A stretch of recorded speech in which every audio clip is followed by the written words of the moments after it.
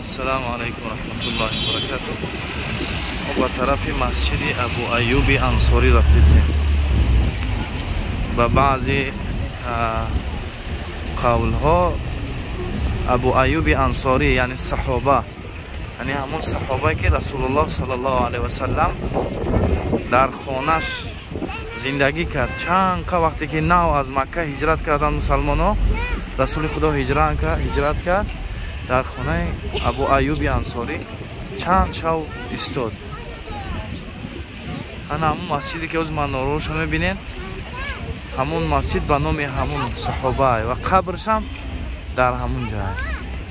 یعنی همین صحابه در سن سال پیریش وقتی که به طرف استانبول اومدن، صحابه خواستن استانبول فتح کنن، نه که در اون زمان نتونستن، وصیت کرده بود که اگر وفات کنه در همین جا مثال دفنش کنن. بعد در همین ترکیه وفات کرده بود و همین صحابه را ابو ایوب انصاری را در همین منطقه دفن کردن. اینجا جای مراجنیک و دیگه چیزا و منطقه سیاحتی است. منطقه سیاحی است اینجا. ای شیرینی ها داره و چیزای اسلامی داره و توقی و دیگه چیزا هم داره.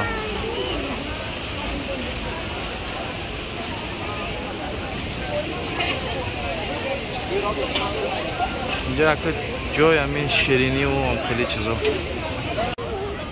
من همین مسجد ابو ایوب انصاری، مسجد ابو ایوب انصاری، اینجا ساحه مسجد، یعنی جایی که آدم ها هم میشد برای نماز خونده و برای اون یک چی داره که جمعی سایح توریست بسیاری بده.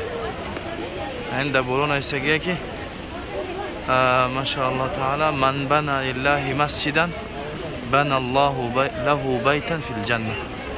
خدومی اگر از برای الله مسجدی بسازه، یعنی عبادتگاهی بسازه، عبادتگاهی جای عبادت کنی، الله متعال برای او در بهشت خانه میسازه. اینجا جای تورات کنیش.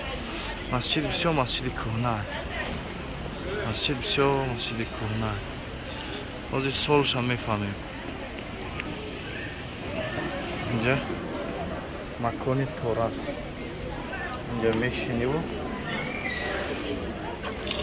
تورات میکنی.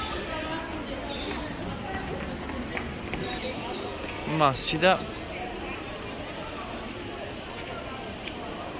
این اگر کدوم ترکی بفهمه 1459 سال مسجد، همین مسجد خچه ساخته. 1459 سال.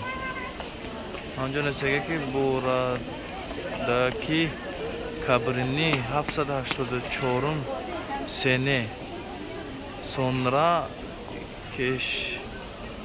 keşfedilmişti. Yani 784 سال همین قبر همین صحابه را کشف کردن که همین قبر همین صحابه همینجا بودگی. بعد 1459 در زمانه خلیفه عثمانی مسجد ساختن.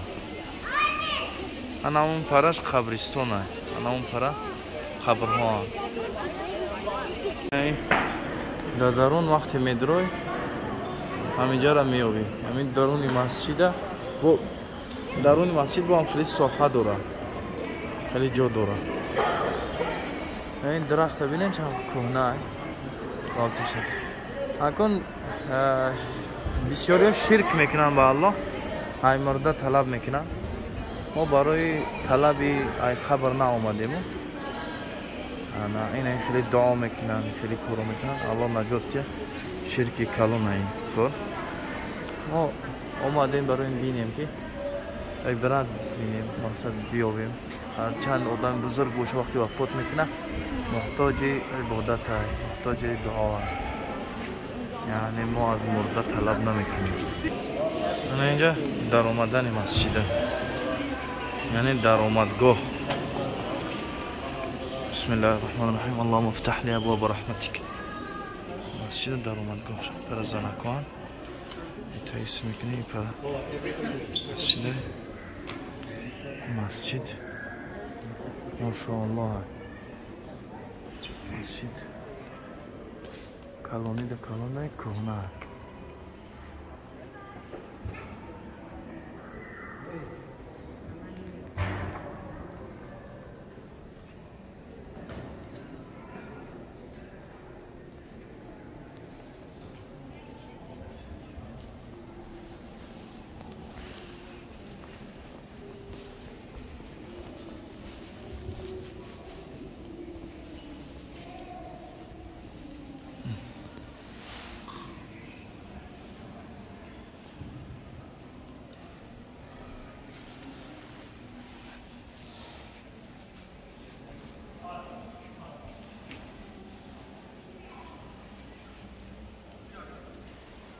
کدمی خونده میتونه بخونه چی نیستگه.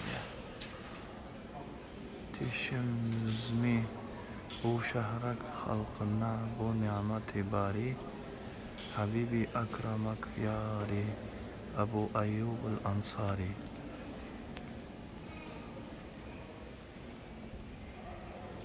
های باقی در امان الله باشین، سربلند باشین. الله متعال همه ما و شما را توفیق انصاف نصیب کنه، ما را به بندگیش قبول کنه.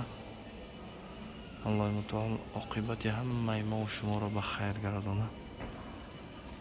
الله متعال جنت المأوا را نصیب ما گردانه. السلام علیکم و رحمت الله و برکاته.